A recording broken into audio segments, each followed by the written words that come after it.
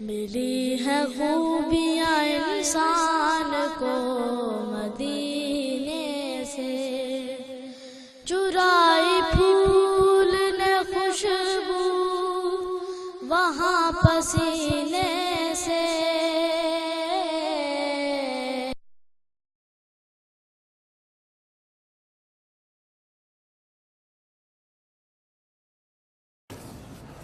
الحمدللہ رب العالمین والصلاة والسلام علی حبیبہ محمد وآلہ وصحبہ اجمعین۔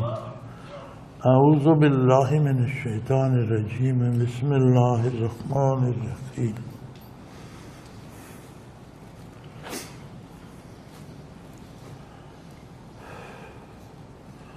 وعن مسلم بن یسار قال سئل عمر بن الخطاب رضی اللہ تعالی عنہ عن هذه الآية وإذ أخذ ربك من بني آدم من ظهورهم ذريتهم إلى الآية۔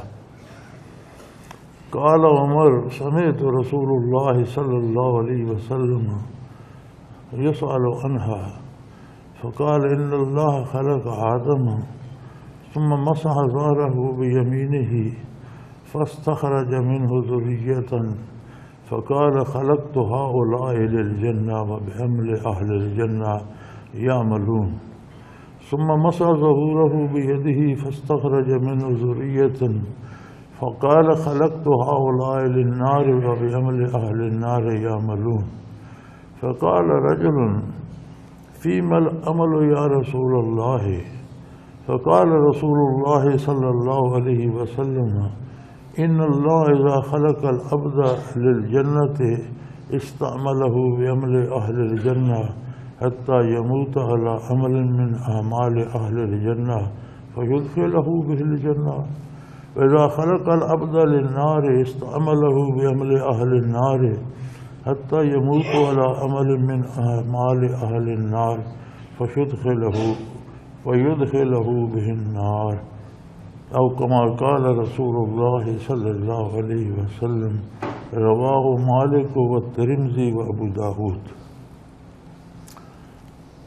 حضرت مسلم بن یسار رضی اللہ تعالی عنہ سے روایت ہے کہ حضرت عمر بن خطاب رضی اللہ تعالی عنہ سے اس آیت کے متعلق پوچھا گیا کہ جب تیرے رب پروردگار نے بنی آدم سے ان کی پیشوں سے ان کی اولاد کو پکڑا،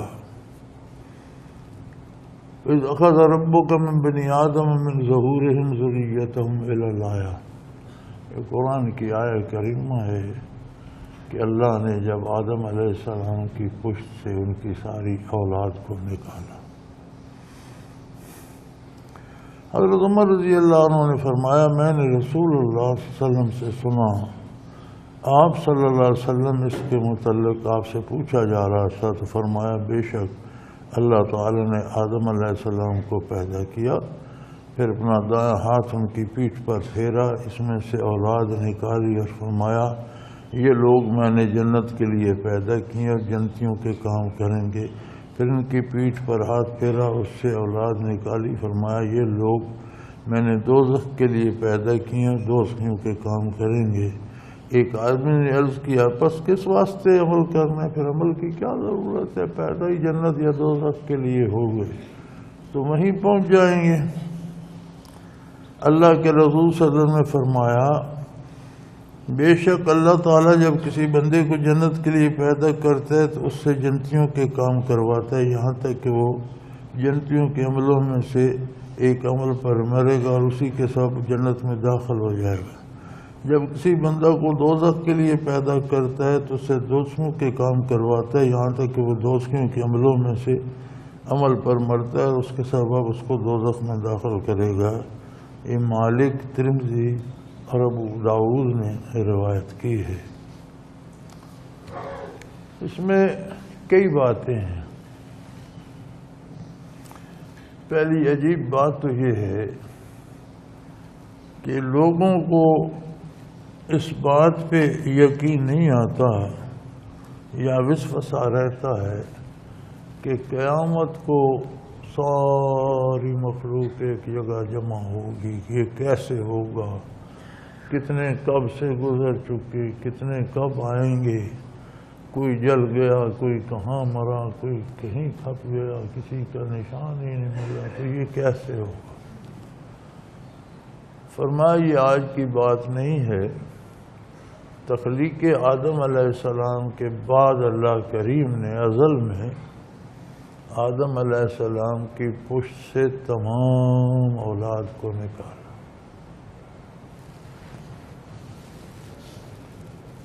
تفسیر میں بھی مفسرین نے مختلف ارشاد فرمایا ہے، بعض حضرات نے لکھا ہے صرف ارواح کو جمع کیا گیا، لیکن ارواح باپ کی پشت میں تو نہیں ہوتی،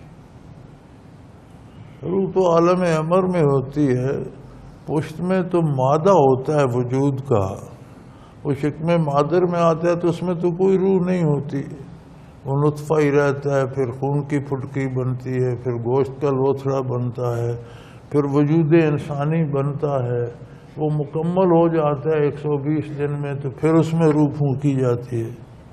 تو باپ کی پشت میں روح تو نہیں ہوتی، اور اگر صرف وجود بغیر جان کے کھڑے کر دیے جائیں تو وہ بھی کوئی بات نہیں بنتی۔ تو گویا حق یہ ہے کہ آدم علیہ السلام کی پشت سے سارے انسان وجودوں اور روحوں سمیت مکمل انسان بنا کر جمع کیے گئے۔ یہ سوچنا کہ یہ کیسے ہوگا، یہ پہلے ہو چکا ہے۔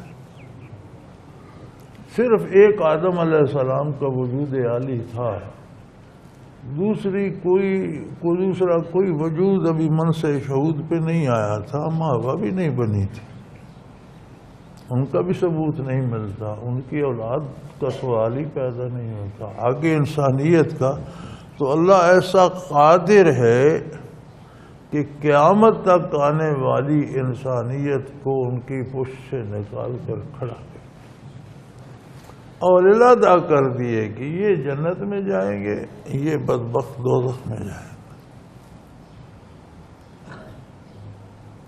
جب یہ بات ہوئی تو صحابہ نے عرض کی یا رسول اللہ پھر عمل کرنے کی کیا ضرورت ہے، ازل سے دوزخی اور جنتی تو الگ الگ ہے، تو کوئی کیا کرے گا؟ پھر جو بھی کرتا رہے، جنتی نے جنت بھی آنا ہے، دوزخی نے دوزخ۔ فرمایا ایسا نہیں ہے، یہ بات علم الہی سے متعلق ہے، وہ ازل سے جانتا ہے کہ کون کیا کرے گا اور انجام کار کہاں پہنچے گا۔ اس نے بندوں کو مجبور نہیں کیا کہ تم خواہ مخواہ دوزخیوں کے کام کرو گے اور تمہیں میں دوزخ میں عذاب دوں گا، یہ نہیں ہے بات یہ ہے کہ وہ مخلوق کے پیدا ہونے سے پہلے بھی جانتے ہیں، ازل اس کا علم ازلی ہے، اس کی ذات قدیم ہے، اس کے علوم بھی قدیم ہے، اس کی صفات بھی قدیم ہے۔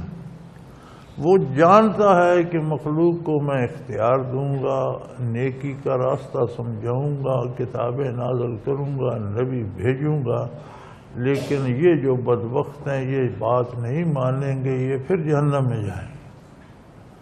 یہ نیک وقت لوگ ہیں، یہ انبیاء کا اتباع کریں گے، یہ جنت میں جائیں گے۔ تو یہ بات علم الہی سے ہے، آپ کا امتحان ہے، اللہ نے آپ کو توفیق عمل دی ہے، نیکی اور بدی سمجھا دیا ہے، وَهَدَيْنَاهُ السَّبِيلَ، راستہ واضح کر دیا ہے، اما شاکر و اما کفورا، دونوں راستے سامنے ہیں، اللہ کے شکر کی راہ اختیار کر لے یا کفر کی راہ اختیار کر لے، انسان کو اختیار ہے، لہذا عمل کرو۔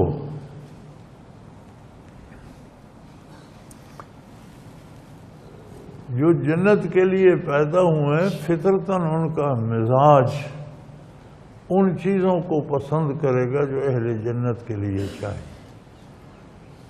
جنہوں نے جہنم میں جانے ان کے مزاج ہی بگڑ جائیں گے، انہیں وہ باتیں پسند ہوں گی جو انہیں جہنم میں لے کے جائیں گے۔ اور یہ ہم دیکھتے ہیں کہ انسانوں کے مزاج بنتے بگڑتے رہتے ہیں۔ کتنے ایسے لوگ ہوتے ہیں جو برائی کرتے رہتے ہیں، گناہ کرتے رہتے ہیں، پھر کبھی انہیں خیال آ جاتا ہے توبہ کر لیتے ہیں، رجوع اللہ کر لیتے ہیں، نیکی اختیار، ان کا انجام نیک ہو جاتا ہے۔ کتنے ایسے لوگ ہیں جو نیکی کرتے رہتے ہیں، بھلائی کرتے رہتے ہیں، اللہ اللہ کرتے رہتے ہیں، نماز روزہ حج زکوٰۃ کرتے، پھر کسی سطح پر آ کر انہیں کوئی دنیا کا لالچ یا اپنی بڑائی کا لالچ یا کسی گناہ کا خیال آ جاتا ہے، ادھر بدل جاتے ہیں تو انہیں عمر بھر کی نیکیاں ضائع ہو جاتی ہیں، انجام برائی کے ساتھ ہو جاتا ہے۔ چونکہ مرتے دم تک حتیٰ یاتی عقل یقین، موت کے آنے تک انسان کے پاس اختیار ہے کون سا راستہ اختیار کرتا ہے۔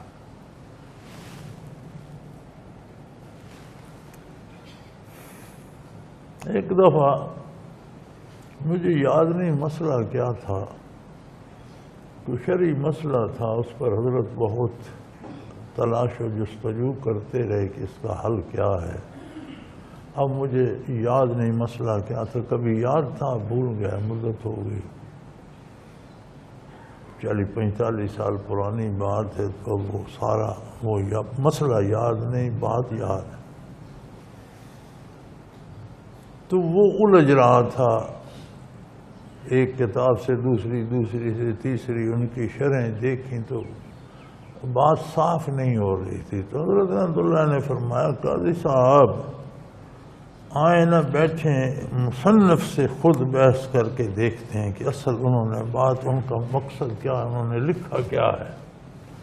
اب مصنف پتہ نہیں کہیں پہلی دوسری صدی تیسری صدی ہجری کے تھے، مدت ہوئی دنیا سے گزر چکے، مراقبے کیے گئے جی۔ مصنف بہت بڑے عالم تھے، بہت معروف، بہت بڑے عالم، اور بہت بڑا کشف ہوتا تھا انہیں، بہت بڑے صاحب مشاہدہ تھے۔ انہوں نے ایک کتاب اس زمانے میں لکھی تھی، اور اس میں انہوں نے آج کے حالات لکھے تھے کہ دنیا میں کیا کیا ہوگا۔ تو اس میں وہ لکھتے ہیں، ایک دو چیزیں مجھے جو یاد رہے گی، کہ روشنی سوا نیزے پہ آ جائے گی۔ انہوں نے اسٹریٹ لائٹس کا مشاہدہ کر کے تو بجلی کے کھمبوں کو سوا نیزے کہہ کے گلیوں میں سوا نیزے پہ روشنی ہوگی، اور ہوائی جہاز کے بارے انہوں نے پیش گوئی کی تھی کہ ایسی سواری ہوگی جو مہینے کا سفر گھنٹوں میں طے کرے گی، اور وہ زیرو نہیں ہوگی۔ جتنی انہیں سمجھ آ سکی، تو انہوں نے آج کے حالات بھی اپنے ان مشاہدات میں لکھے، بہت مشاہدات ان کے واضح تھے۔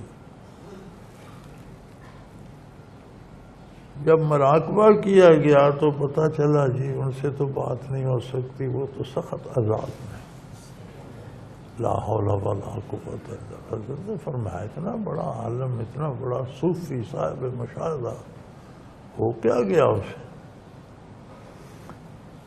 حضرت کے مراقبات مجھے یاد ہے اس وقت آخری عرشوں میں تھے، 8ویں میں تھے یا 9ویں میں تھے، یہ مراقبات حضرت جی کے چل رہے۔ حضرت نے فرمایا، قاضی صاحب آئیں، ان پہ توجہ کرتے ہیں، القاء کرتے ہیں کہ عذاب ہٹ جائے۔ بیڑیاں لگی ہوئی ہیں، کوڑے برس رہے ہیں، سخت عذاب ہو رہا ہے۔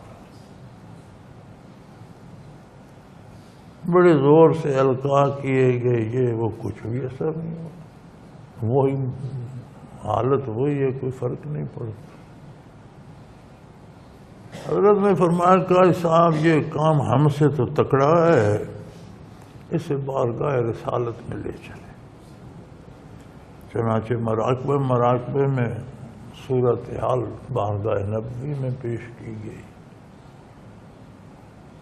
جب عرض گزاری گئی تو حضور اکرم صلی اللہ علیہ وسلم نے اس طرح رخ انور پھیر کر نگاہ فرمائی تو وہ مارشا رک گئی، وہ جو دھواں گرمی تھی ختم ہو گئی، بیڑیاں کٹ کر گر گئیں، اور وہ سارا جو عذاب کا سما تھا وہ ختم ہو گیا۔ جب عذاب ہوتا ہے تو شکل انسانی نہیں رہتی، کسی جرم پر ہوتا ہے تو جس مزاج کا جرم ہو، وہ جس جانور کا مزاج و شکل اس طرح ہو جاتی۔ تھوڑی دیر میں ان کی شکل بھی درست ہو گئی، کیونکہ ایمان تو باقی تھا، خطا پر عذاب ہو رہا۔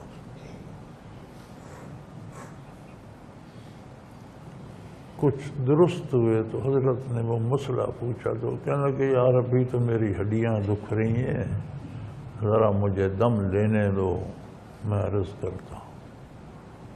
پھر بارگاہ رسالت میں عرض کی گئی تو آپ صلی اللہ علیہ وسلم نے 2 جوڑے کپڑے عطا فرمائے، فرمایا ایک اس کو پہنا دو، ساری کمی دور ہو جائے گی، اشاش بشاش ہو جائے گا، ٹھیک ہو جائے۔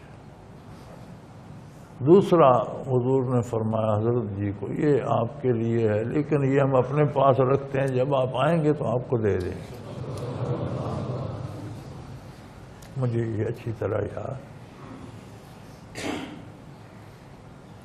چنانچہ پھر ان سے وہ مسئلہ حضرت نے ڈسکس کیا تو پوچھا یہ گیا کہ چلو مسئلہ تو ہو گیا، آپ کے ساتھ کیا ہوا؟ اتنے مناظر، اتنے مشاہدات، اتنا عمر بھر کا مجاہدہ، تو ہوا کیا؟ کہنے لگے اسی کشف اور مجاہدے نے مجھے مروا دیا۔ بے پناہ کشف ہوتا تھا، میں صدیوں کے فاصلے ناپ کر صدیوں بعد اور صدیوں گزری ہوئی بات دیکھ لیتا تھا۔ وہ کشف پر جو بھروسہ تھا وہ مجھے مروا گیا۔ جب نزع کا وقت آیا تو میرے سامنے ایک واضح کھلی سڑک، اس کے ساتھ ایک اور روشن سڑک، 2 سڑکیں بنی۔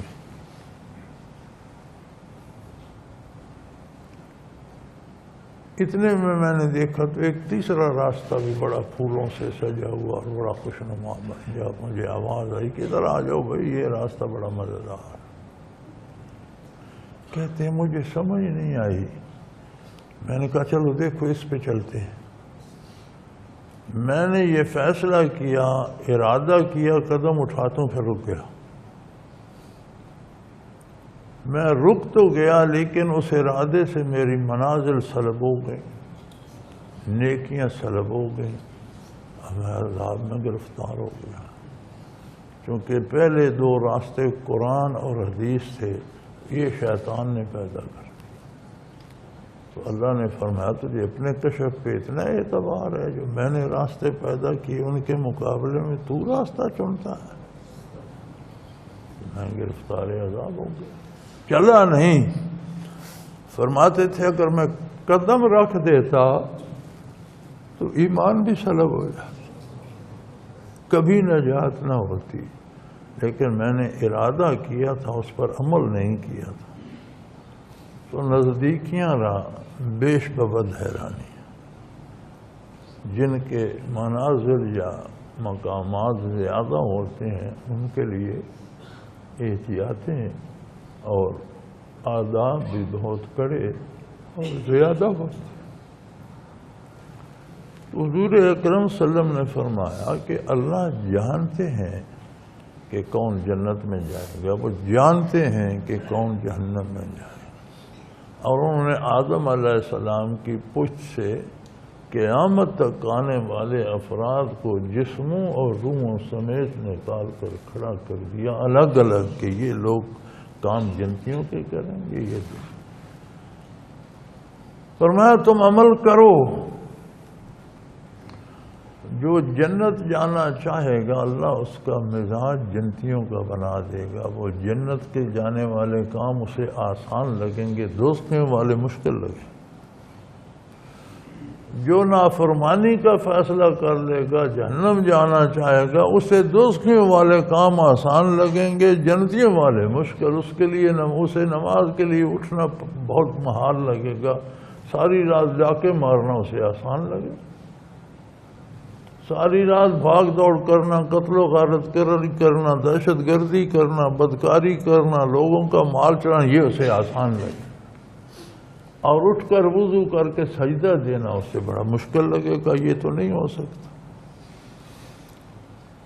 تو جدھر کا تم فیصلہ کرو گے انتخاب کرو گے وہ راستہ آسان کر دیا جائے گا، مزاج ایسا بنا دیا جائے گا، لہذا عمل کریں اور محنت کریں۔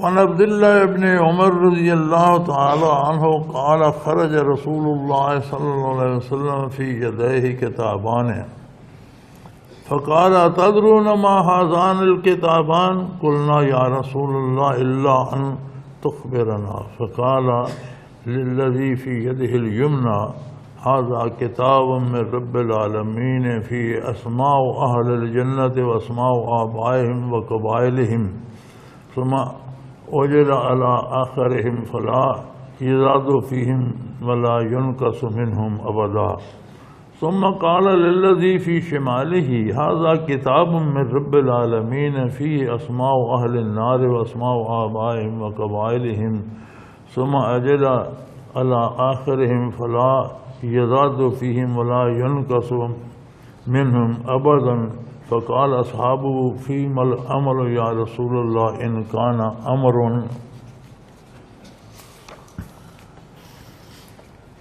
قد فرغ منه، فقال سدوا وقاربوا فإن صاحب الجنة يختم له بعمل أهل الجنة وإن عمل أي عمل، وإن صاحب النار يختم له بعمل أهل النار وأن عمل أي عمل، ثم قال رسول الله صلى الله عليه وسلم بيده فنبذهما ثم قال فرغ ربكم من العباد فريق في الجنة وفريق في السعير۔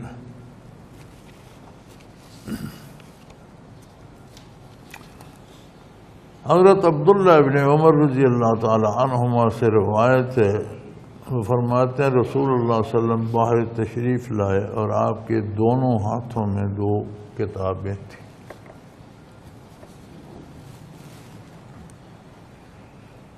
شارحین حدیث یہاں فرماتے ہیں، بڑی لمبی توجیہیں کرتے ہیں اور بڑی اس پہ بحث فرماتے ہیں۔ حقیقت حال یہ تھی کہ خارج میں کتابوں کا وجود نہیں تھا۔ وہ دونوں کتابیں جو حضور کے دست اقدس میں تھیں وہ کشفن تھیں، خارج میں کتابوں کا وجود نہیں تھا، لیکن حضور کے دست اقدس میں دائیں میں بھی تھی بائیں میں بھی تھی، اور صحابہ کرام کو بھی سب کو نظر آ رہی تھی۔ تو امام غزالی رحمۃ اللہ علیہ یہاں فرماتے ہیں کہ لوگ دو طرح کے ہوتے ہیں، خاص اور عام۔ وہ فرماتے ہیں خواص کون ہوتے ہیں؟ خواص وہ لوگ ہوتے ہیں جنہیں اللہ کی جانب سے علوم عطا کر دیے جاتے ہیں، اس میں کوئی محنت، مجاہدہ، مشقت، کوئی کمال کہیں سے سیکھنا نہیں ہوتا، اللہ کی بارگاہ سے انہیں وہ چیزیں عطا ہو جاتی ہیں، اسے علم لدنی کہتے ہیں، اللہ کی طرف سے عطا کیا گیا براہ راست علم۔ فرماتے ہیں صحابہ کرام خواص میں تھے، نبی کریم صلی اللہ علیہ وسلم کو تو کشفاً ہر چیز نظر آ ہی رہی تھی، ان کو بھی دکھائی دے رہی تھی، تو یہ خواص میں تھے۔ عام کون ہوتے ہیں؟ فرمایا وہ لوگ جو برسوں محنت کرتے ہیں اور گرتے پڑتے کسی حقیقت تک ان کی رسائی ہوتی ہے، وہ عام لوگ ہوتے ہیں۔ تو فرماتے کتابوں کا خارج میں وجود نہیں تھا، نبی علیہ الصلوۃ والسلام کو بھی کشف نظر آ رہی تھی، صحابہ کرام کو بھی نظر آ رہی تھی۔ تو آپ صلی اللہ علیہ وسلم نے وہ کتابیں دونوں ہاتھوں میں اٹھائی ہوئی تھیں اور فرمایا اتدرون ما هذان الکتابان، فرمایا جانتے ہو ان کتابوں میں کیا ہے؟ یہ دو کتابیں ہیں، جانتے ہو ان میں کیا ہے؟ قلنا یا رسول اللہ الا ان تخبرنا، ہم نے اس کی یا رسول اللہ ہم کیا جانیں، ہم تو تب جانیں گے جب آپ ہمیں اس سے مطلع فرمائیں گے، آپ ارشاد فرمائیں گے تو ہمیں پتہ چلے گا ان میں کیا ہے۔ فقال للذي في يده اليمنى هذا كتاب من رب العالمين في اسماء اهل الجنہ، تو آپ کے دائیں دستے مبارک میں جو کتاب تھی اس پر اشارہ کرتی فرمایا یہ کتاب ہے، اس میں جنت میں جانے والے قیامت تک جو لوگ جنت میں جانے والے ہیں، تخلیق آدم سے لے کر قیامت تک، ان سب کے نام ہیں، وَأَسْمَاءُ آبَائِهِمْ، ان کے والد کے نام، والدوں کے نام ہیں اس میں، وَقَبَائِلِهِمْ، اور ان کے قبیلوں کے نام ہیں، ثُمَّ وَجِلَ عَلَىٰ آخَرِهِمْ، اور آخر تک ان کے متعلق ساری معلومات اس کتاب میں جمع کر دی گئی، وَلَا فَلَا يَزَادُ فِيهِمْ وَلَا يُنْقَصُ مِنْهُمْ أَبَدًا، اب ہمیشہ ہمیشہ کے لیے نہ اس میں کچھ بڑھے گا نہ اس سے کچھ کم کیا جائے گا۔ ثم قال للذی فی شمالہ، پھر آپ کے دائیں ہاتھ میں جو کتاب تھی اس کے بارے فرمایا ھذا کتاب من رب العالمین فیہ اسماء اہل النار، یہ جو کتاب دائیں ہاتھ میں ہے یہ اللہ کی طرف سے کتاب ہے، اس میں اہل دوزخ کے نام ہیں، ان کے باپوں کے نام ہیں، قبائل کے نام ہیں، پھر اسے آخر تک ختم کیا اور فرمایا اب اس میں کوئی نہ زیادتی ہوگی نہ کمی، ہمیشہ ہمیشہ کی۔ فقال اصحابہ فیما العمل یا رسول اللہ ان کان امر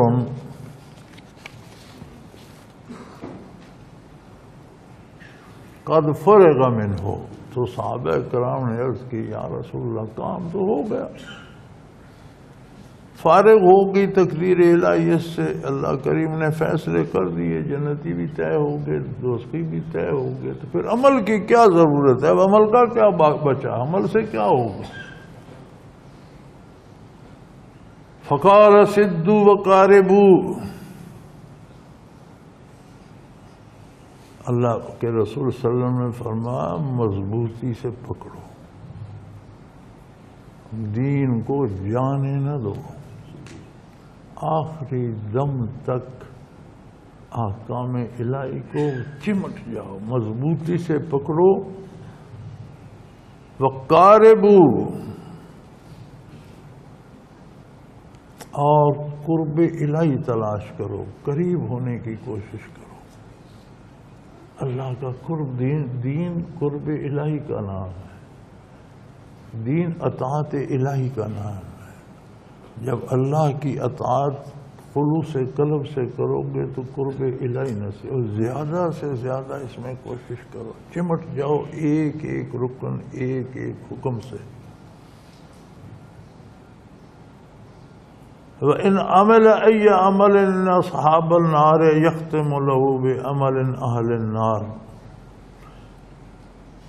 فَإِنَّ صَاحِبَ الْجَنَّةِ يَخْتِمُ لَهُ بِعَمَلِ أَهْلِ الْجَنَّةِ إِنْ عَمِلَ أَيَّ عَمَلٍ، تم محنت کرو، جو جنت جانے کا فیصلہ کریں گے جب بھی کر لیں، سبحان اللہ، کتنی برائیاں کر چکے ہوں، کتنے گناہ کر چکے ہوں، کتنے دوستیوں جیسے کام کر چکے ہوں، جب طے کر لیں انتہائی دل کی گہرائی سے کہ مجھے جنت جانا ہے، توبہ کر لیں، اللہ اس سے جنتیوں کے کام آسان کر دے گا اور اسے جنت پہنچا دے گا۔ وَإِنَّ صَاحِبَ النَّارِ يُخْتَمُ لَهُ بِعَمَلِ أَهْلِ النَّارِ وَإِنْ عَمِلَ أَيَّ عَمَلٍ، اور جو کبھی بھی جب بھی زندگی میں یہ کر لے کہ مجھے جنت پر میں اطاعت نہیں، میں مزے کروں گا، تو میں اس نے کتنی بھی نیکیاں کی ہوں اسی لمحے ادھر سے نام کٹ جائے گا، برائی اس کے لیے آسان ہو جائے گی، حتیٰ کہ برائی کرتا کرتا دوزخ میں چلا جائے۔ لیکن فیصلہ انسان کا اپنا ہے، یہ جو کتابیں لکھی ہیں یہ علم الہی سے لکھی ہیں، اللہ کو پتہ ہے کون کہاں جائے گا، لیکن جائے گا اپنے فیصلے سے، اس لیے نہیں کہ لکھے ہوئے کی وجہ سے مجبور ہو گیا۔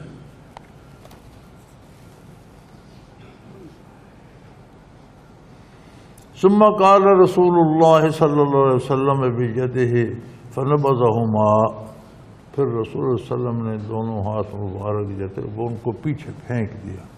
تو خارج میں تو ان کا کوئی وجود ہی نہیں تھا کہ پیچھے گرتی کسی کو نظر آتی، آپ نے پیچھے پھینک دی، غائب ہو گئی تھا۔ خارج میں تو وجود نہیں تھا، وہ تو دل کے نور سے نظر آ رہی تھی۔ ثم قال فرغ ربكم من العباد فریق فی الجنۃ فریق فی السعیر، پھر آپ نے فرمایا تمہارا پروردگار بندوں سے فارغ ہو چکا، قرآن کریم میں طے ہو گیا ایک فریق جنت میں جائے گی اور ایک فریق دوزخ۔ لوگ ہر بندہ دو میں سے ایک حال میں ہوگا، یا جنت میں جائے گا یا دوزخ میں۔ اس طرف بلانے والے رسول اللہ صلی اللہ علیہ وسلم ہیں، اس طرف بلانے والے خود اللہ جل شانہ اپنی کتاب کے ذریعے بلا رہے ہیں، دعوت دے رہے ہیں، اور دوسری طرف اکیلا شیطان ہے وہ دوزخ کی دعوت دے رہا ہے۔ اب فیصلہ بندے پر ہے کس کی دعوت قبول کرتا ہے۔ جدھر دعوت قبول کرے گا اس انجام کو پہنچے گا۔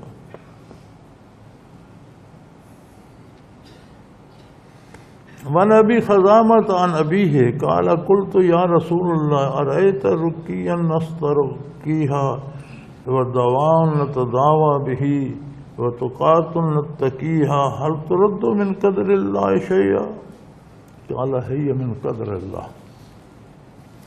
حضرت ابو خزامہ رضی اللہ تعالیٰ عنہ اپنے باپ سے روایت کرتے ہیں، وہ فرماتے ہیں میں نے کہا اللہ کے رسول صلی اللہ علیہ وسلم آپ خبر دیں کہ ہم دم جھاڑ پھونک کرواتے ہیں، دم درود کراتے ہیں، پڑھواتے ہیں، دوا سے بھی علاج کرتے ہیں، مرض ہوتا ہے، بیماری ہوتی ہے، دوا کھاتے ہیں، یا اور بھی ذرائع ہیں مشکلوں سے بچنے کے لیے، تکلیفوں سے بچنے کے لیے قدرتی ذرائع ہم اختیار کرتے ہیں، تو کیا یہ ذرائع یا دم درود یا دوا اللہ کی تقدیر کو پھیر دیتے کہ تقدیر نے تو بیمار کر دیا تھا، دوا نے ٹھیک کر دیا، تقدیر نے تو ایک مرض چموڑ دیا تھا، ہم نے پھونک مروائی، دم کرایا، وہ ٹھیک ہو گیا، تعویذ کھلایا، ٹھیک ہو گیا۔ آپ صلی اللہ علیہ وسلم نے فرمایا یہ بھی اللہ کی تقدیر ہے، یہ چیزیں بھی اللہ کے علم میں ہیں، وہ جانتا ہے کہ فلاں بیماری کا فلاں بندہ دم سے علاج کرے گا تو میں اسے ٹھیک کر دوں گا، فلاں بندہ دوا سے علاج کرے گا تو میں اسے شفا دے دوں گا۔ فرمایا یہ کوئی نئی خبر نہیں اللہ کے لیے، ان سب باتوں سے وہ باخبر ہے، یہ بھی تقدیر ہے۔ ایک اور جگہ آتا ہے، ارشاد ہوتا ہے کہ دعا سے چیزیں بدل، فرمایا دعا بھی تقدیر ہے، یہ بھی اللہ کے علم میں ہے، وہ بھی ایک سبب ہے، ذریعہ اللہ کریم اسے جانتے، اس میں بھی خود اثر پیدا کرتے ہیں۔ رواہ احمد و ترمذی ابن ماجہ، یہ حدیث احمد، ترمذی اور ابن ماجہ تین کتابوں میں موجود ہے۔ وعن ابی ہریرہ رضی اللہ تعالی عنہ قال خرج علینا رسول اللہ صلی اللہ علیہ وسلم ونحن نتغازو فی القدر فغضب حتى احمر وجهه حتى كأنما فقع فيه مرجنة حبه الرمان قال بهذا أمرتم أم بهذا أرسلت إليكم إنما هلك من كان قبلكم حين تنازعوا في هذا الأمر عزمت عليكم أن لا تنازعوا فيه۔ رواه الترمذي وابن ماجہ ناہو عن عمر ابن شعیب عن ابیہ عن جدہ۔ حضرت ابو ہریرہ رضی اللہ عنہ بیان فرماتے ہیں کہ نبی کریم صلی اللہ علیہ وسلم تشریف لائے، ہم بیٹھے تھے اور بحث چل رہی تھی صحابہ کرام میں تقدیر کے بارے، کہ تقدیر کیا ہے، بندہ مجبور محض ہے، یہ کرتا مرضی سے ہے، وہ علم الہی ہے، یا وہ فیصلہ ہے، یہ تک اس میں بحث چل رہی تھی۔ تو نبی کے صلی اللہ علیہ وسلم نے جب وہ بحث سنی تو آپ بہت ناراض ہوئے، بہت غصہ آیا آپ کو، اور جب آپ ناراض ہوتے تھے تو رخ انور سرخ ہو جاتا تھا، لیکن ابو ہریرہ فرماتے ہیں کہ اس دن تو آپ کا رخ انور اتنا سرخ ہوا جیسے ہم نے سمجھا کہ سرخ انار کے دانے رخ انور پر نچوڑ دیے گئے، رخ انور لال سرخ ہو گیا۔ اور آپ نے فرمایا ابہذا امرتم ام بہذا ارسلت الیکم، کیا تمہیں یہ حکم دیا گیا، یہ دین ہے تمہارا کہ دین میں بحث کرو، یا میں اس لیے مبعوث ہوں کہ تم تقدیر پر بحث کرو؟ تم سے پہلے جو قومیں ہلاک ہوئیں وہ اسی مباحثے کی وجہ سے، کوئی کچھ کہتا تھا کوئی کچھ کہتا تھا۔ یہ علم الہی ہے، تم احکام ماننے کے مکلف ہو، تمہارے لیے حلال حرام نیک بد واضح ہے، تم اپنا کام کرو، تم تقدیر الہی میں بحث کر کے کیا لیتے؟ وہ اس کا علم ہے، اس کے فیصلے ہیں، تم کون ہوتے ہو اس میں مداخلت کرنے والا؟ تم اپنی فکر کرو کہ تم کیا کر رہے ہو، کس فیصلے کی طرف، کس راستے کی طرف جا رہے ہو۔ اور فرمایا انما ہلک من کان قبلکم حین تنازعوا فی ھذا، پہلی تم سے پہلی امتیں جو ہلاک ہوئیں ان میں بڑا سبب یہ تھا کہ وہ بھی کام نہیں کرتے تھے، تقدیر میں بحث کرتے رہتے تھے۔ انہی بحثوں کی وجہ، یعنی غیر ضروری مباحثوں میں دین پر عمل نہیں کرتے تھے، مباحثے بہت کرتے تھے، اور انہی میں پڑھ کر تباہ ہو گئے، ہلاک ہو گئے۔ عظمت علیکم عظمت علیکم، فرمایا میں تمہیں قسم دیتا ہوں، میں تمہیں قسم دیتا ہوں ان بحثوں میں نہ پڑو، اتنی فکر عمل کی کرو، تلاش کرو نیکی کو، اللہ کے ارشاد کو، رسول اللہ کے فرمان کو، اسے سینے سے لگاؤ، اس پر عمل کرنے کی کوشش کرو، ان بحثوں میں نہ پڑو۔ یہ ترمذی ابن ماجہ نے روایت کی ہے، اور عمر ابن شعیب نے اپنے باپ اور اپنے دادا سے بھی یہ حدیث روایت کی ہے۔ وعن ابی موسیٰ رضی اللہ تعالی عنہ قال سمعت رسول اللہ صلی اللہ علیہ وسلم ان اللہ خلق آدم من قبضۃ فقبضها من جميع الارض فجاءها بنو آدم على قدر الارض منهم احمر والابيض والاسود وبين ذلك والصار والحزن والخبيث والطيب، رواه احمد والترمذی وابو داود۔ حضرت ابو موسیٰ رضی اللہ عنہ سے روایت ہے، میں نے رسول اللہ صلی اللہ علیہ وسلم سے سنا، فرما رہے تھے اللہ تعالیٰ نے آدم علیہ السلام کو ایک مٹھی سے پیدا کیا جسے سب زمین سے لیا گیا، یعنی وجود آدم علیہ السلام کی جو مٹھی پر خاک تھی اسے روئے زمین سے لیا گیا، زمین کے ہر ٹکڑے سے ذرات لیے گئے۔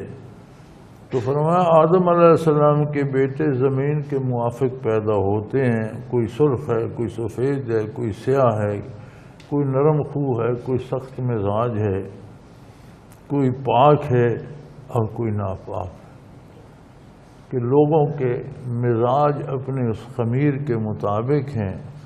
وہ جو خمیر کے مطابق چیزیں ہیں وہ آسان لگتی ہیں، اسے بدلنا ہمت کا کام ہوتا ہے، محنت کا کام ہوتا ہے۔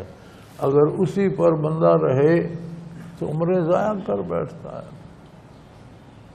لیکن اگر دامان رسالت تھام لے تو پھر اس کے پاس موقع ہے کہ ان تخلیقی عادات کو بھی اگر ان میں خرابی ہے تو نیکی سے بدل سکتا ہے۔ یعنی یہی کمال ہے نور نبوت کا، یہی کمال ہے کتاب الہی کا کہ جو وہ تخلیقی مزاج ہے وہ بدل جاتا ہے اور انسان نیکی کے، اگر دامان رسالت نہ تھامے تو مزاج کے تابع ہوتا ہے، جانوروں کی طرح، کوئی بیل کی طرح زندگی گزار گیا، کوئی اونٹ کی طرح، کوئی بھیڑیے کی طرح، کوئی شیر کی طرح، کوئی خنزیر کی طرح، کوئی لومڑ کی طرح، کوئی گیدڑ کی طرح۔ تو عموماً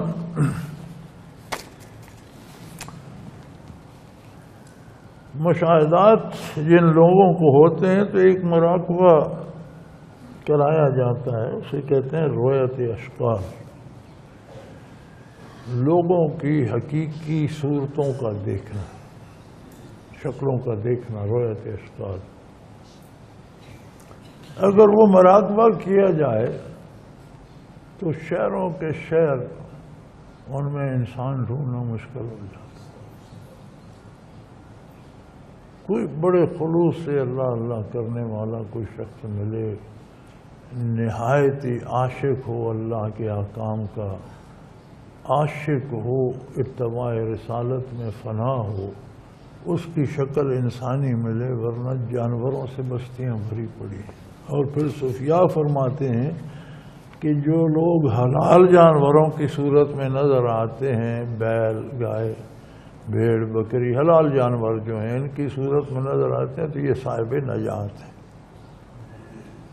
یعنی ان میں انسان ہونے کا درجہ تو نہیں ہے، لیکن یہ دوزخ سے بچ جائیں. اور دوزخی تو مختلف شکلوں میں نظر آتے ہیں. دوسروں کو ایذا دینے والے اژدہوں کی صورت میں نظر آتے ہیں، شراب خور امیم خنزیر کی صورت میں نظر آتے ہیں. اسی طرح زانیوں کی الگ صورت ہوتی ہے، بدکاروں کی الگ ہوتی ہے، چوروں کی الگ، ڈاکوؤں کی الگ. جس جانور سے مشابہت ہو تو اگر وہ مراقبہ کیا جائے تو شہروں کے شہر درندوں سے، موذی جانوروں سے پٹے پڑے ہیں. خال خال ان میں حلال جانور ملتے ہیں، اور کہیں کوئی انسان تو نظر آ جائے تو یہ تو اللہ کا احسان ہے. تو فرمایا اللہ نے روئے زمین سے مٹی جمع کی. دنیا کی ساری زمین میں جو سیل ہیں، ہر سیل کا ایک مزاج ہے.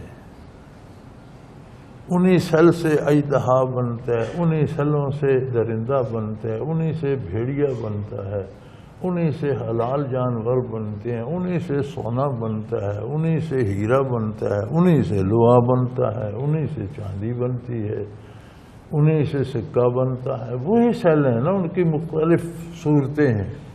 تو فرمایا انسان کا مزاج بھی یہ ہے. آدم علیہ السلام کی مٹی بھی روئے زمین سے ایک مشت قدرت باری نے لی، اس میں روئے زمین کے سیلوں کے سارے اثرات موجود ہیں. اب انسان جس طرف مائل ہو جاتا ہے، ہیرا بننا چاہتا ہے تو ہیرا بن جاتا ہے، سکہ بننا چاہتا ہے تو سکہ بن جاتا ہے، بھیڑیا بننا چاہتا ہے تو بھیڑیا بن جاتا ہے، انسان بننا چاہتا ہے تو انسان بن جاتا ہے.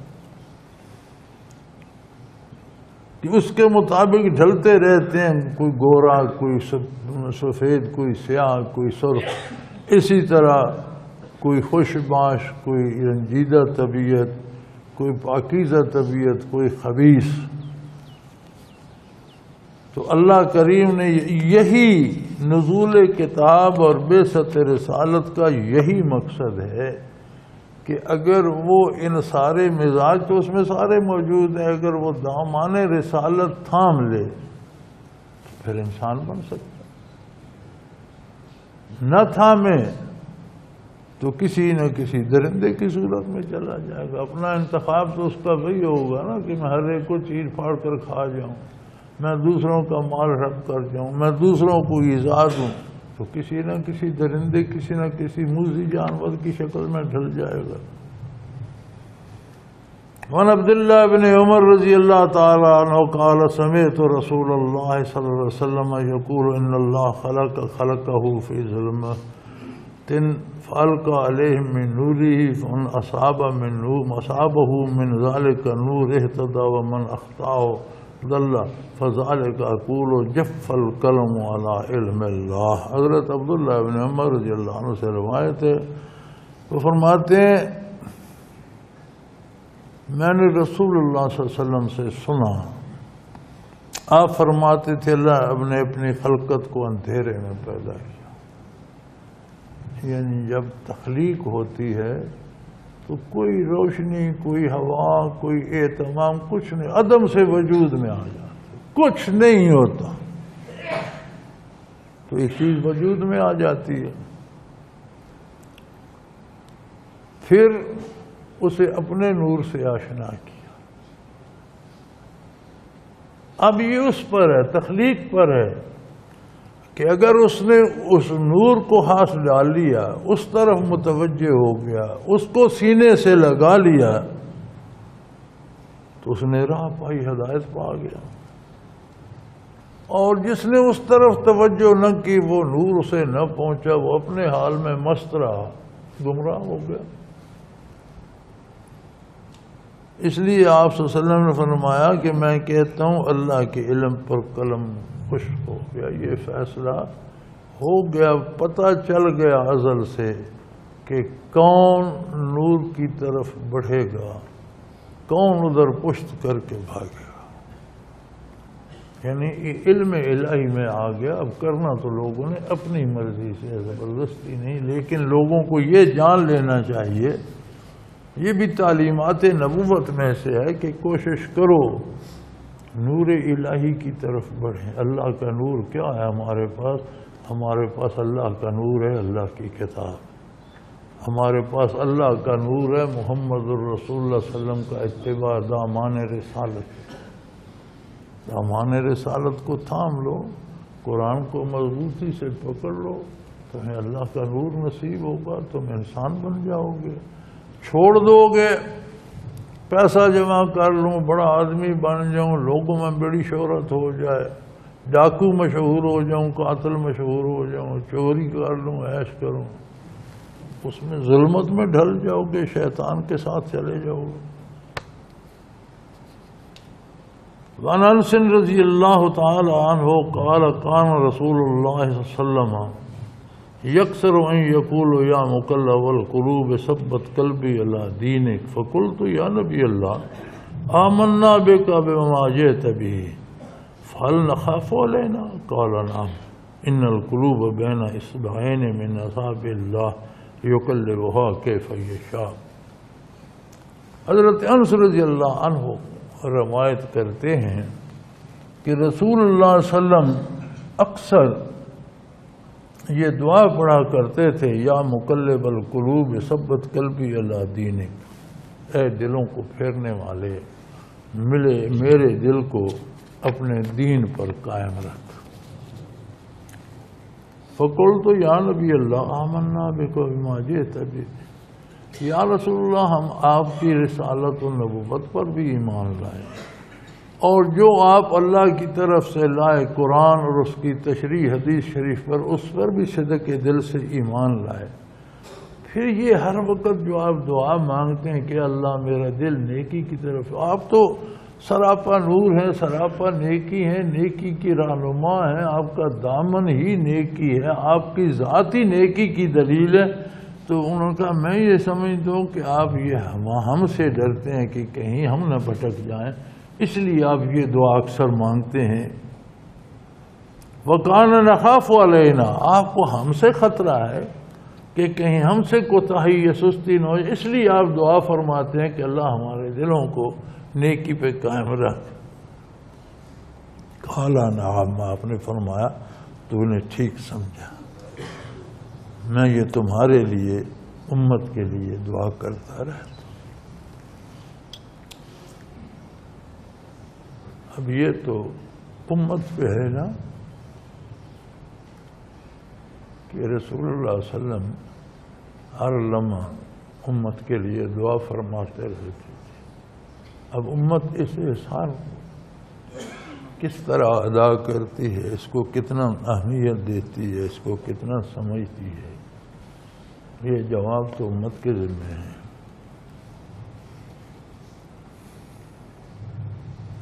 پھر آپ صلی اللہ علیہ وسلم نے فرمایا ان القلوب بین اصبعین من اصابع اللہ یقلبها کیف یشاء، کہ انسانی دل اللہ کریم کے دست قدرت کی انگلیوں میں ہیں، جدھر چاہتا ہے پھیر دیتا ہے۔ جس نے معاملہ عظمت الہی کو قبول کر کے اطاعت کا معاملہ رب سے استوار کر لیا، اس کا نیکی کی طرف پھیر دیتا ہے۔ جس نے اللہ کی پرواہ نہ کی، عظمت الہی کی پرواہ، اس کا برائی کی طرف پھیر دیتا ہے کہ تم ادھر جانا چاہتے تو ادھر جا کے دیکھ لو۔ یہ ترمذی اور ابن ماجہ دو کتابوں نے روایت کی ہے۔ وعن ابی موسیٰ رضی اللہ تعالیٰ عنہ قال قال رسول اللہ صلی اللہ علیہ وسلم مثل القلب کریشۃ بأرض فلاۃ یقلبها الریاح ظہرا لبطن۔ حضرت ابو موسیٰ رضی اللہ عنہ سے روایت رسول اللہ نے فرمایا کہ دل کی مثال پر کی مانند ہے جو میدان میں پڑا ہوا ہے، ہوائیں اسے پیٹ کی طرف پھیرتی رہتی ہیں۔ آپ نے فرمایا انسانی دل کی مثال ایسی ہے جیسے ایک پر جنگل میں کہیں کھلے میدان میں پڑا ہو، ہوائیں چل رہی ہوں، کوئی اسے الٹا کر دیتی ہو، کوئی اسے سیدھا کر دیتی ہو۔ یعنی حضور اکرم صلی اللہ علیہ وسلم نے فرمایا دنیا ایک وسیع میدان ہے، انسانی قلب میں طاقت ہے خواہش کرنے کی، آرزو کرنے کی۔ ایک طرف سے ایک ہوا آتی ہے، وہ اللہ کی اطاعت اتباع رسالت سے لبریز ہے، وہ اسے سیدھا کر دیتی ہے، سیراب کر دیتی ہے، اللہ کی طرف لے جاتی ہے۔ پھر دوسری طرف سے ایک جھونکا آ جاتا ہے، اس میں نفس کی خواہشات ہوتی ہیں، برائی کی طرف دلچسپی ہوتی ہے، گناہ کی آرزو ہوتی ہے، وہ بھی اسے چھیڑتی ہے، پلٹ کر الٹا کر دیتی ہے۔ یعنی خواہشیں دونوں طرح کی آ سکتی ہیں ہر بندے۔ اب وہ کیا فیصلہ کرتا ہے، کس خواہش پہ عمل کرتا ہے، کس کو چھوڑتا ہے، یہی امتحان۔ ہر بندے کو دونوں طرح کی آرزو ہو سکتی ہے۔ ایک بندہ برائی کر رہا ہے لیکن اس کے دل میں نیکی کی خواہش آ سکتی ہے، قبول کرتا ہے یا نہیں۔ ایک بندہ نیکی کر رہا ہے، اس کسی بھی لمحے اس کے دل میں گناہ کی خواہش بھی کروٹ لے سکتی ہے، اب وہ اس پہ عمل کرتا ہے یا نہیں۔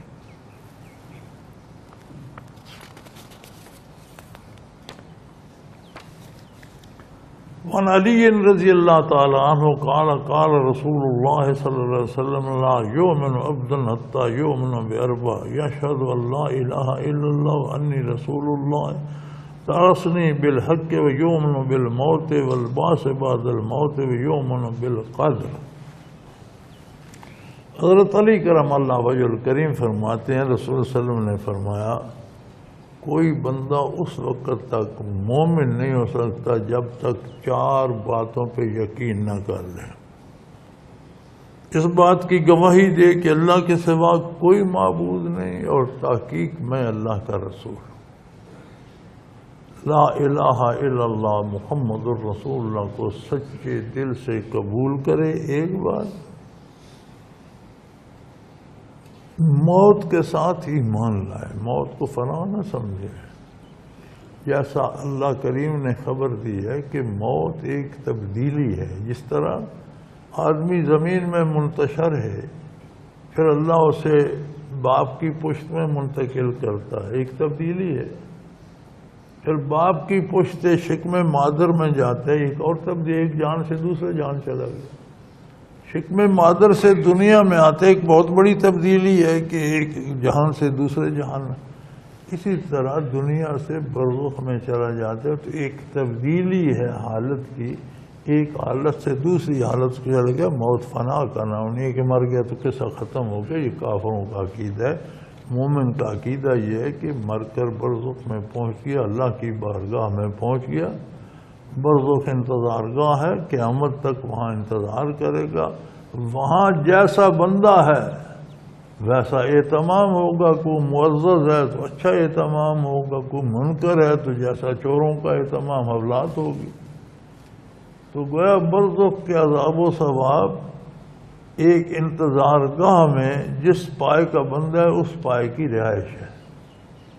چور ہے تو ظاہر ہے حوالات میں ہوگا، کوئی افسر ہے معزز ہے تو وہ وی آئی پی اسے ٹریٹمنٹ، کو عام آدمی ہے تو اسے بھی ایک منجی بسترا دے دیا جائے گا۔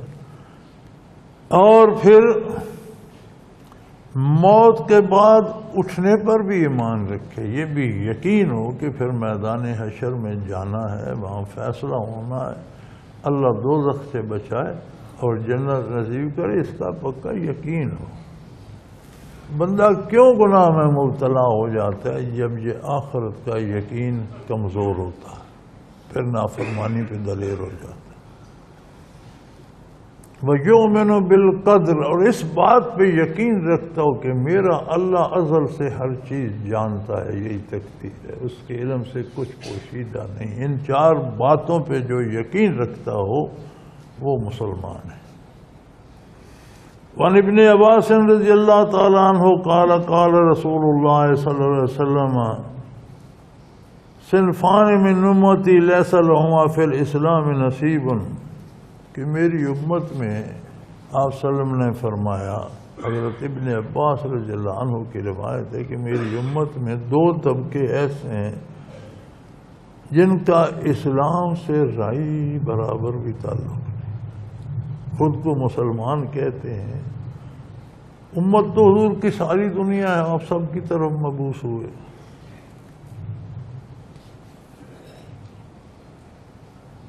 وہ 2 طبقے کون ہیں؟ فرمایا مرجئۃ والقدریہ، 2 طبقے ہیں، ایک مرجیہ اور ایک قدریہ۔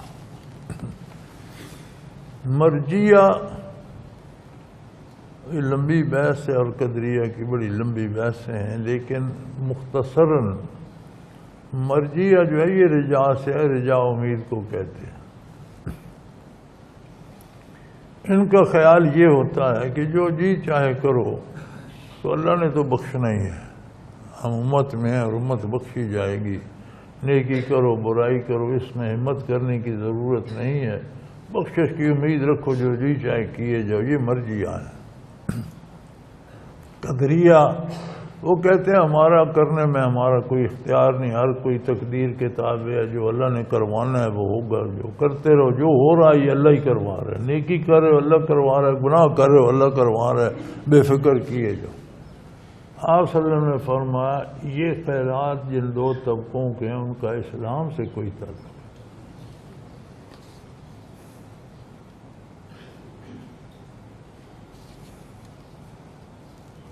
رواہ ابو داؤد روی الترمذی و نحوہ، حضرت ابو داؤد اور ترمذی اور ایسا ہی دوسری کتابوں نے بھی یہ روایت کیا ہے۔ عن ابن عمر رضی اللہ تعالی عنہ قال سمعت رسول اللہ صلی اللہ علیہ وسلم یقول یکون فی امتی خسف ومسخ وذلک فی المکذبین بالقدر۔ آپ صلی اللہ علیہ وسلم نے فرمایا میری امت میں جزوی طور پر 2 عذاب آئیں گے، چونکہ اجماعی عذاب تو اللہ نے حضور کی بعثت پر ختم کر دیا، یعنی ساری مخلوق پر ایک دم نہیں آئیں گے، لیکن کچھ لوگوں پر آئیں گے عذاب۔ ان میں ایک خسف ہوگا، یعنی زمین میں دھس جانا، زلزلوں کا آنا، پہاڑوں کا گرنا، انسانوں کا، مکانوں کا، شہروں کا اس میں دب جانا، زمین کا پھٹ جانا اور گھروں کا اس میں غرق ہو جانا، ایک عذاب یہ ہوگا۔ وہ مسخن، اور شکلیں مسخ ہو جائیں گی، چہرے ڈراؤنے ہو جائیں گے، رنگ مقدر ہو جائیں گے، چہرے بگڑ جائیں گے۔ یہ جزوی طور کچھ لوگ ایسے ہوں گے کہ عذاب الہی کی وجہ سے ان کے چہرے ڈراؤنے ہو جائیں گے، شکلیں مسخ ہو جائیں گی۔ کچھ لوگوں پر خسف کا عذاب آئے گا، دھس جائیں گے زمین میں۔ یہ کن لوگوں پر ہوگا؟ فرمایا وَذَلِكَ فِي الْمُكَذِّبِينَ بَيْنَ الْقَدْرِ، یہ لوگ تقدیر کے منکر ہوں گے، اللہ کریم کے علوم کو کامل مکمل نہیں سمجھتے، یہ سمجھتے ہوں گے دنیا میں ہم نے اپنی ہمت سے کرنا ہے، اللہ اور اس کی قدرت کا اس میں کیا، ہم جو جی چاہے کریں گے۔ فرمایا ایسے لوگوں پر یہ عذاب آئیں گے۔ تو اب یہ عذاب تو اللہ معاف کرے عام ہے اور ہر سال آ رہے ہیں، کوئی ڈوب کر مر رہا ہے، کوئی مکان دھس رہے ہیں مر رہا ہے، کوئی زمین پھٹ رہی ہے مر رہا ہے، کہیں پہاڑ گر رہے ہیں مر رہے ہیں۔ کبھی ہم نے اس کی بنیادی وجہ پر غور کرنے کا تکلف کیا؟ گھر گھر دہشت گردی ہے، شہر شہر میں قتل عام ہے، کہتے ہیں اسے روک دو، ٹھیک ہے، جسم پہ پھوڑے نکلتے ہیں خون کی خرابی سے نکلتے ہیں، اور یہ علاج یہ ہے کہ اس پھوڑے کو چیرو، مواد نکال دو، پٹی لگاؤ، 2-4 دنوں میں ٹھیک ہو جائے گا۔ لیکن مستقل علاج یہ ہے کہ خون صاف کرنے کی دوا کھاؤ، خون صاف ہو جائے تاکہ پھوڑے نکلیں نہیں۔ دہشت گردی کا علاج آپریشن ہے، دہشت گردوں کو پکڑو اور انہیں سرے عام پھانسی دو۔ یہ پردے میں پھانسی دینا، سزا دینا، اسلام کے نزدیک سزا پر عمل درآمد سر عام کیا جائے تاکہ صرف ایک بندے کو سزا نہ ہو، دیکھنے والے سارے مجمع کو عبرت ہو۔ سزا سے مراد ایک اس بندے کو کیے کی سزا دینا، ایک اس سے مراد ہے کہ معاشرے میں عبرت بھی ہو، دوسروں کے لیے وہ عبرت کا سبب بنے۔ تو انہیں سر عام پھانسی 2 چوکوں میں پھانسی لگایا جائے، لیکن یہ مستقل علاج نہیں ہے۔ 10 کو پھانسی لگائیں گے 10 اور پیدا ہو جائیں گے، 20 پیدا ہو جائیں گے، 20 کو پھانسی لگائیں 15 اور آ جائیں گے، 15 کو گولی ماریں گے 17 اور آ جائیں گے۔ خون جو خراب ہے تو خون کی صفائی کا بھی علاج کریں۔ سارا نظام کافرانہ ہے، معیشت سودی ہے، سارا نظام آپ کا جو سیاست ہے وہ بھی انگریز کی بنائی ہوئی ہے، تعلیمی نظام آپ کا غلامانہ انگریز کا جس میں اللہ رسول کا نام ہی نہیں ہے، اور سارا سول سروس، سارا ڈھانچہ جو ہے وہ غیر اسلامی ہے، تو اس میں سے شرفاء پیدا ہوں گے، فرشتے پیدا ہوں گے، نیک لوگ پیدا ہوں گے۔ مدرسوں پہ الزام آتا ہے مدرسوں پہ پابندی لگا دو، لیکن جو لڑکے یونیورسٹیوں کی قتل عام اور دہشت گردی کر رہے ہیں اس کا کیا ہوگا؟ یہ بادشاہ خان یونیورسٹی میں مدرسے کے پڑھے ہوئے لوگ تھے جنہوں نے بندہ قتل کر دیا، یا لاہور پنجاب یونیورسٹی میں جو لڑائی ہوتی ہے کوئی مارے جاتے ہیں مدرسے سے لوگ جاتے ہیں۔ وہ بھائی سارا نظام تعلیمی تل پٹ ہے۔ MBBS کی سٹوڈنٹ وہ لڑکی جو سندھ سے بھاگ کر آئی اسے مدرسے والوں کا، تو پورے نظام کی خبر لیجئے۔ مدرسے والوں کو بھی چاہیے، مدرسے والوں سے ہمیں بہت شکایت ہے، مجھے تو مدرسے والوں سے سخت گلا ہے۔ یہ اللہ کا احسان ہے ان پر کہ بڑا کام کر رہے ہیں اور دین کی شمع جلا کر بیٹھے اور بے شمار لوگوں کو دینی معلومات قرآن حدیث فقہ پڑھا رہے ہیں، لیکن اس سارا تعلیم کو ہم کیا کریں؟ 70 سال ہو گئے پاکستان بنے، بڑے بڑے مدرسے ہیں، ایسے مدرسے بھی ہیں جن کا 3-3 کروڑ ماہانہ خرچہ ہے، قوم زکوٰۃ سے صدقات سے عطیات سے وہ خرچہ پورا کر رہی ہے۔ یہ مدرسے والے ان لوگوں کو پڑھا کر کہاں غرق کر رہے ہیں؟ کہ یہ میدان میں کوئی ہے، ملتا ہے کوئی آپ کو بازار میں دکاندار ہو، کوئی آپ کو ملتا ہے فارغ التحصیل بس کا ڈرائیور ہو، کوئی آپ کو ملتا ہے فارغ التحصیل عالم تھانے دار ہو، کوئی تحصیلدار ہو، کوئی جج ہو، کوئی مجسٹریٹ ہو، کوئی فوجی کپتان کرنیل جرنیل ہو، کوئی ملتا ہے؟ تو پھر یہ 70 سال سے انہیں کہاں غرق کر رہے ہیں؟ کئی سال پہلے کا اندازہ ہے کہ اندازاً 35 لاکھ ہر سال مدارس سے لوگ فارغ التحصیل ہوتے ہیں، ان کی مدرسے کی ڈگری ایکویلنٹ ٹو برابر ہے MA کے، اور اب تو انہوں نے جدید تعلیم بھی شروع کر دی ہے، دینی تعلیم سے فارغ کرتے اور MA بھی کراتے ہیں۔ یہ سارا کر کے انہیں کہاں غرق کر دیتے ہیں؟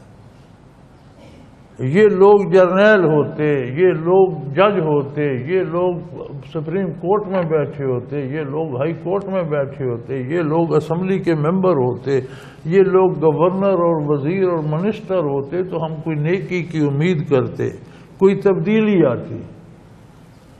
جنہوں نے ملک کی تقدیر کے فیصلے کرنے وہاں تو وہ لوگ جاتے ہیں جنہیں کل شریف نہیں آتا، کلمہ شریف نہیں آتا۔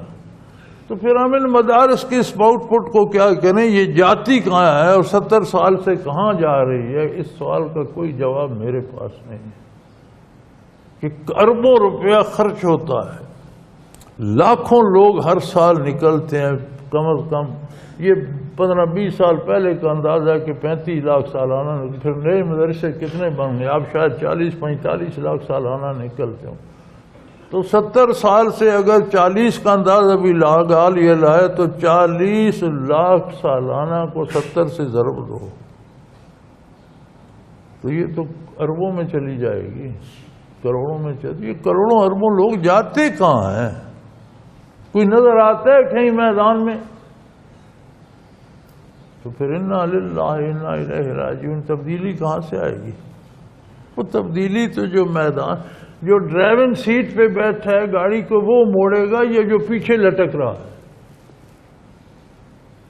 تو یہ جو مدرسوں میں پڑھتے ہیں یہ ڈرائیونگ سیٹ پہ کیوں نہیں آتے؟ یہ تھانوں میں تھندار کیوں نہیں لگتے؟ یہ ضلع کے SP کیوں نہیں لگتے؟ یہ DIG IG کیوں نہیں لگتے؟ یہ فوج کے جرنیل کیوں نہیں بنتے؟ یہ منسٹر اور صوبائی گورنر کیوں نہیں؟ یہ آتے، یہ گاڑی کے پیچھے لٹک رہے ہیں، پھر ان کو ہم کیا کریں؟ پھر کہتے ہیں اسلام نافذ کرو. کون نافذ کرے؟ جنہیں کلمہ نہیں آتا وہ اسلام نافذ کرے. جنہیں پتہ ہی نہیں اسلام کسے کہتے ہیں، کفر کی حدود کیا ہیں، وہ اسلام نافذ کریں. آپ کہاں جاتے ہو؟ یہ جو 3 کروڑ ایک مدرسے کا خرچ ہے، 2 کروڑ عام مدرسوں کا خرچ ہے، یہ تو سارا قوم کا پیسہ ہے نا. کوئی زکوٰۃ ہے، کوئی صدقات ہیں، کوئی قربانی کے چمڑے ہیں، کوئی عشر ہے. تو اس کو واپس آپ کہاں کر رہے ہیں؟ یہ بات میری سمجھ میں آتی نہیں کہ یہ لاکھوں افراد غرق کہاں ہو جاتے ہیں، جاتے کہاں ہیں. یہ چھوٹا سا ادارہ ہے ہمارا، الحمدللہ. یہاں کے طالب علم آپ کو SSP ملتے ہیں، کرنیل ملتے ہیں، سیشن جج ملتے ہیں.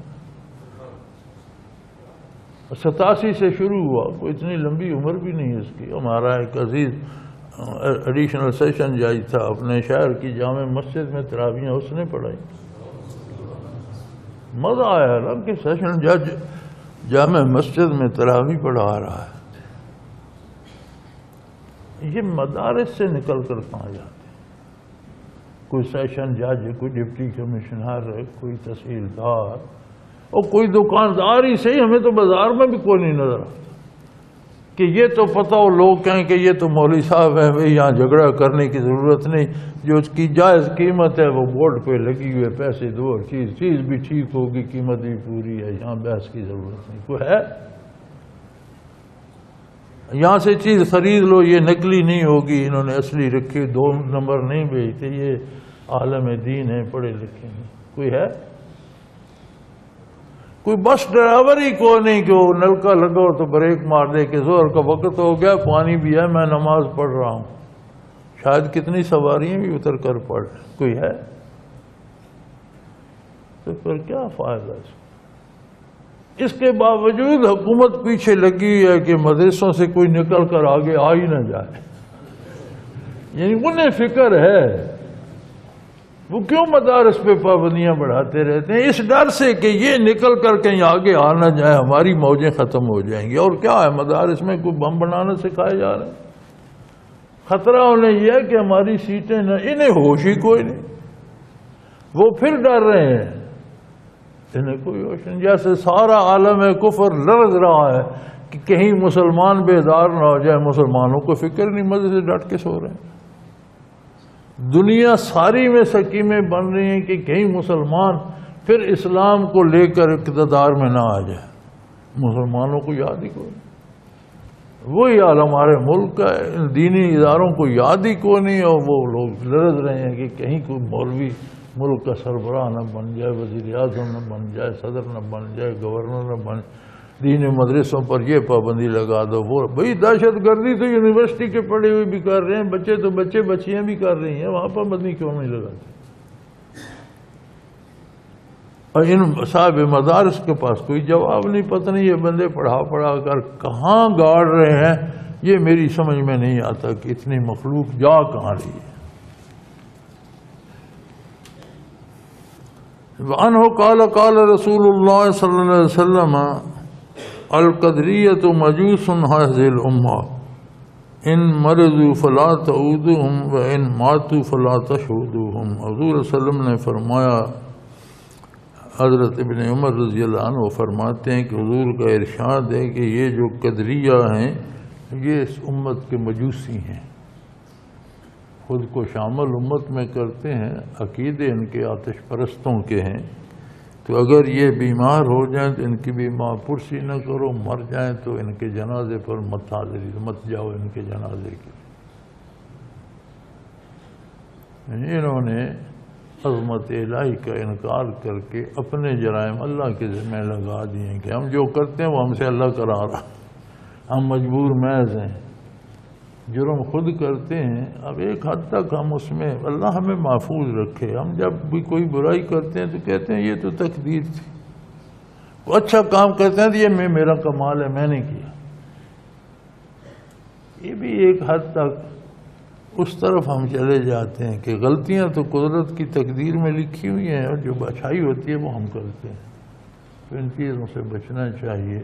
اللہ کی عظمت اپنی جگہ ہے، ہماری ذمہ داری اپنی جگہ ہے۔ تو یہ ڈرانے کے لیے حضور اکرم صلی اللہ علیہ وسلم نے فرمایا کہ ان کی بھی ماں-پرسی نہ کی جائے، جنازہ نہ پڑھ جائے، تاکہ دوسرے لوگوں کو عبرت ہو کہ ایسا نہیں کرنا چاہیے۔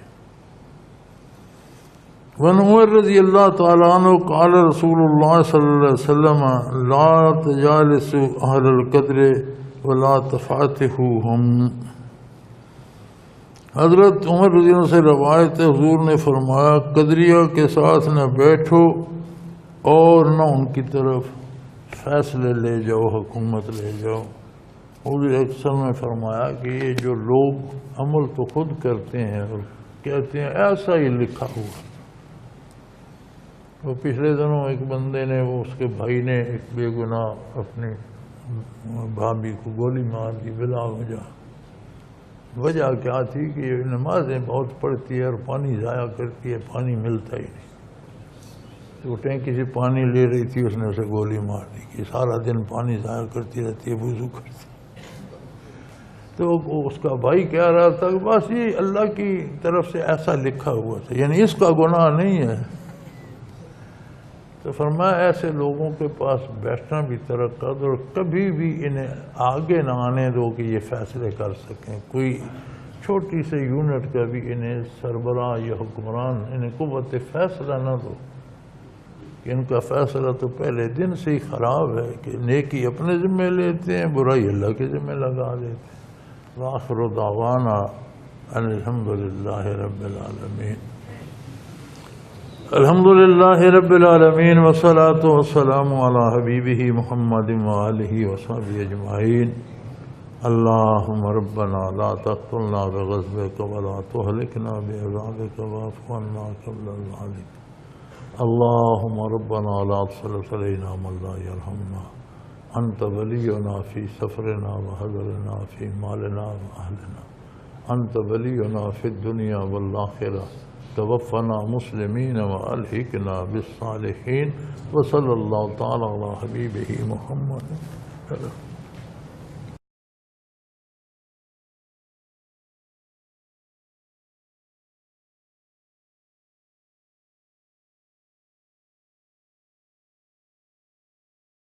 حضرت امیر محمد اکرم آوان مد ظلہ العالی دارالعرفان منارہ ضلع چکوال میں سالہ سال سے قرآن و حدیث کے اوپر خطابات کر رہے ہیں اور سلسلہ نقشبندیہ اویسیہ کے مطابق لوگوں کو ذکر الہی کی تربیت دے رہے ہیں۔ وہ قرآن پاک کی تفسیر ترتیب وار بیان کر رہے ہیں۔ تفسیر قرآن کو وہ موجودہ ملکی اور بین الاقوامی حالات کے مطابق بیان کرتے ہیں۔ موٹر وے سے کلر کہار کے انٹرچینج سے نکلتے ہوئے کلر کہار کی جھیل سے ہوتے ہوئے میانی، بوچھال اور نور پور سے گزرتے ہوئے دارالعرفان منارہ پہنچ سکتے ہیں۔ حضرت امیر محمد اکرم آوان نے بچیوں اور بچوں کی دینی اور دنیاوی تعلیم کے لیے سقارہ اکیڈمی کے نام سے ایک درسگاہ بھی قائم کی ہے، جس کا افتتاح ملک پاکستان کے صدر جنرل محمد ضیاء الحق نے اپنے دست مبارک سے کیا تھا۔